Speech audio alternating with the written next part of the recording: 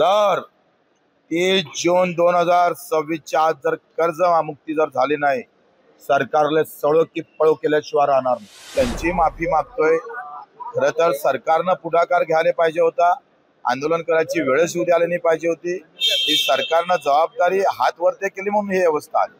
किस तरीके से देख रहे पूरे आंदोलन को? मुख्यमंत्री से बातचीत हुई आपकी अभी के आंदोलन? देखो 2.5 घंटे बातचीत हुई, बहुत खड़ा जंगी हुई. तारीख देने को सरकार तैयार नहीं थे और तारीख नहीं मिलती तो हम बिल्कुल तैयार थे. हम पूरे ताकत से लड़ने को तैयार थे. तारीख मिल गई है. जो सरकार पहले हमने कर्ज माफी का बोला ही नहीं, ये बोलने वाली सरकार को तारीख खींच के लाया हमने और ताकत से लाया है.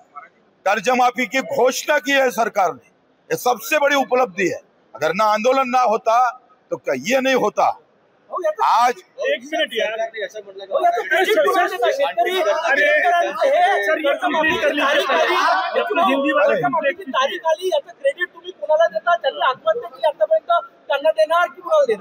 शेतकरी बांधवांना देणार, सरकारला देऊ, आमच्या नेत्यांना देऊ. हे जर कदाचित आले नसते आमचे सर्व नेते मंडळी तर हे मूठ बांधल्याने गेले असते. त्या सगळ्यांच्यामुळे हे शक्य झालं.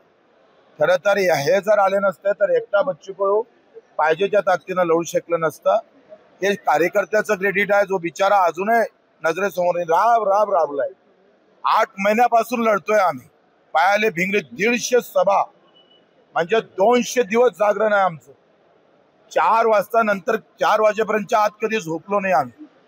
अन्नत्याग आंदोलन झालं, पदयात्रा झाली, रायगडचं उपोषण झालं, सातत्यानं चालू आहे.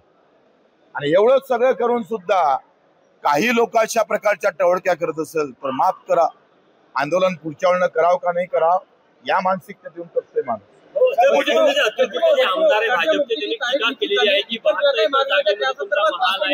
हे मला वाटतंय तेरवीत लग्नाचं आमंत्रण देत नसते. त्याच्यानं हा विषय आजचा विषय इतका चांगला आहे. पुन्हा एबीपी माझा नको त्या विषय तर काढण्यासारखं. तुमचं अधिक नाव पहिलेच बदनाम आहे. आता ते कशाला बदनाम करतात? एबीपी माझा नेहमी बीजेपी माझाचाच प्रश्न आणतो.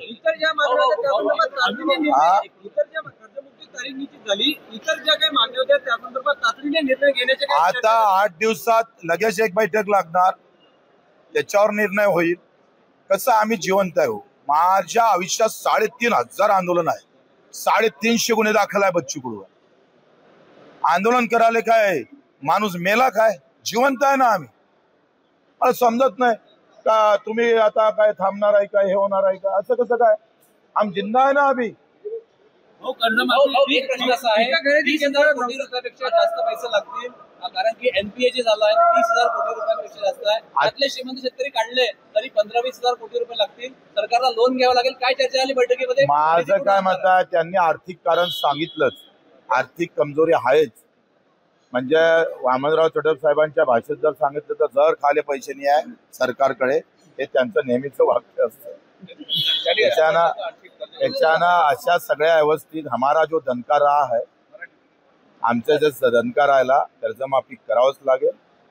जर 30 जून 2026च्या आज जर कर्जमुक्ती जर झाली नाही, सरकारला सळो की पळो केल्याशिवाय राहणार नाही. ज्या खड़ी रहेंगे सरकार वाह धुएंगे हम. पैसे कुठून आणणार सरकार? ते आणा, ते काही करा, तुम्ही डाका मारा, काही करा. तुम्ही त्याचा विचार करू नका. तुम्ही सरकारच्या वतीनं बोलल्यासारखे बोलताय. तुम्ही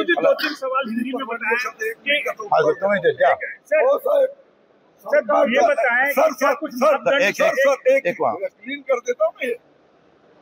सरकार नावाची यंत्रणा प्रिऑरिटीज किंवा क्रम बदलून याचे पैसे त्यावर वळवू शकतात ही प्रक्रिया आहे.